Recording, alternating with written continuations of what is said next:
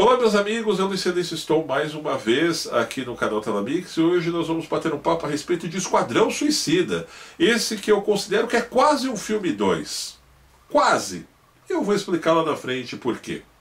Nós tivemos o primeiro, é bem verdade, no ano de 2016, cujo esse foi dirigido por David Ayer e que teve muitos problemas, principalmente na sua edição final, por questão de intromissão dos estúdios, que a exemplo de Batman vs Superman, acabou tendo uma terrível interferência, fazendo com que o filme não caísse nas graças, principalmente dos fãs de quadrinhos.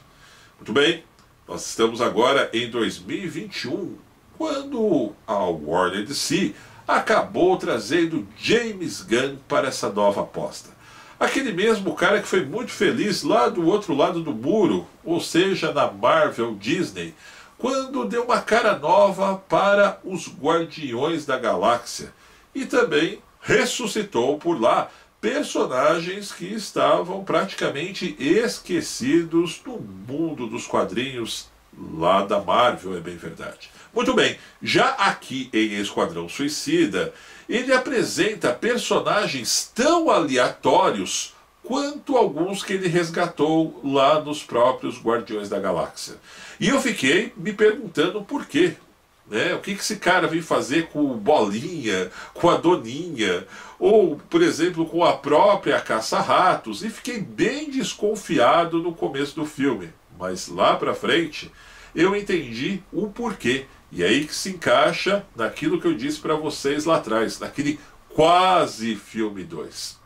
Aqui, mais uma vez, Amanda Waller, a grande comandante, acaba recrutando não um Esquadrão Suicida, mas 2 times do Esquadrão Suicida e acaba os enviando para o fictício país de Corto Maltese, que é uma espécie de Cuba que está passando por uma certa ditadura, onde por lá eles têm uma grande arma, ao qual ela tem o interesse e precisa que seja resgatada imediatamente, o que vai ser o grande pano de fundo de toda a história.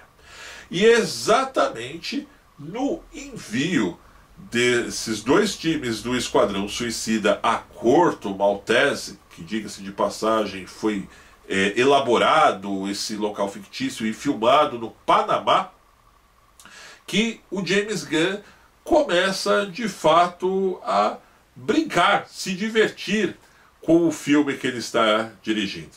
E é muito bem explicado o porquê que ele escolheu esses personagens e principalmente o que ele faz para se virar com o que restou de alguns outros do Esquadrão Suicida de 2016. A partir daí é nos apresentado, muito bem também, outros personagens como o Pacificador, que promete muito da história, que foi vivido pelo John Cena, como eu disse ainda há pouco, alguns personagens extras aí, como o próprio Bolinha, que é um cara que ele tem uma espécie de uma mutação genética, ele atira algumas bolinhas coloridas que são criadas no corpo dele, para explodir os inimigos, e a própria Caça-Ratos, que não é o Caça-Ratos que nós temos nos quadrinhos, e sim a filha dele.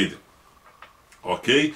E o próprio Idris Elba, que assume o lugar que era vivido pelo Will Smith, lá do outro lado, desculpem, lá no filme de 2016, de uma maneira muito mais pistoleira de fato. O do Will Smith tinha aquela coisa meio canastrona com a filha dele, o cara que foi detido pelo Batman. Não, o do Idris Elba é um cara já bem malandrão, bem bandido mesmo, que tem uma relação familiar bem diferente ao qual o Smith tinha com a filha dele lá no filme de 2016. Eu tenho certeza que vocês vão curtir quando vocês derem uma sacada exatamente no que eu estou dizendo.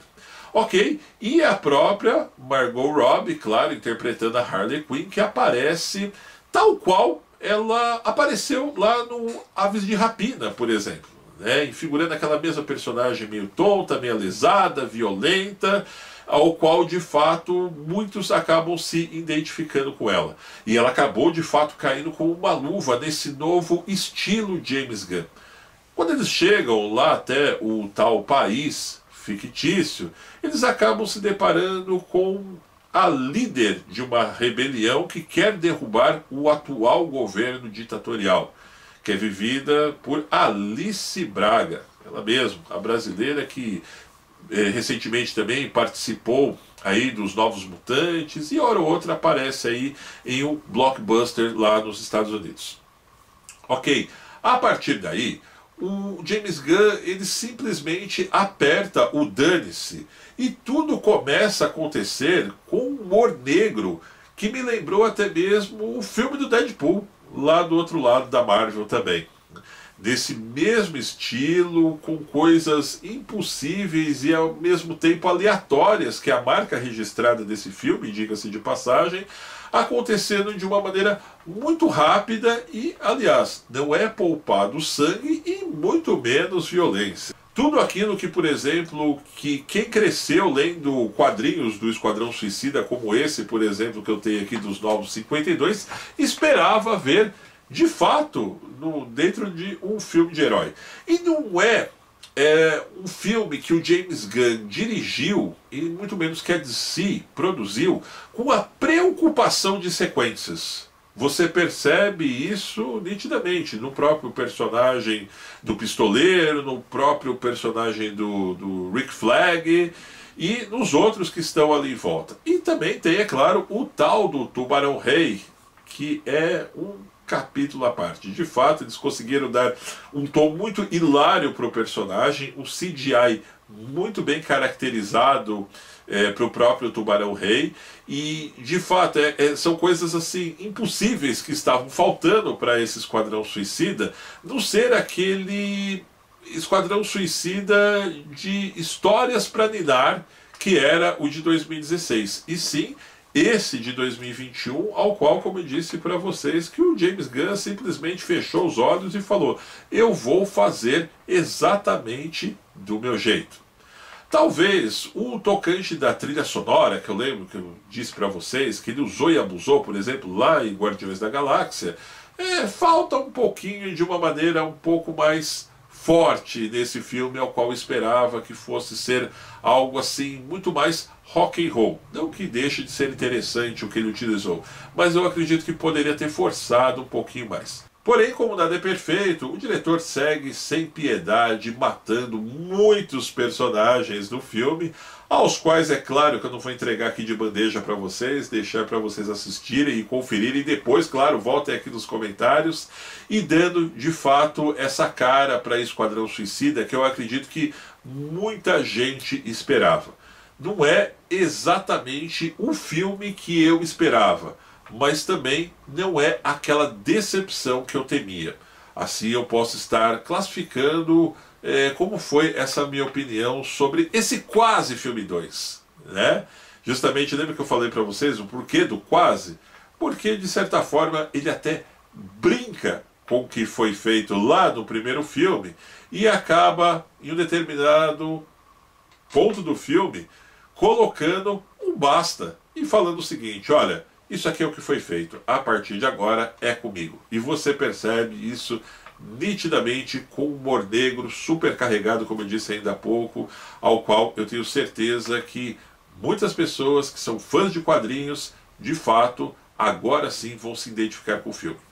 Bem, meus amigos, eu vou ficando por aqui, mas vou deixando a dica de outros vídeos que estão aparecendo bem aqui ao meu lado para que vocês continuem ligados aqui no canal.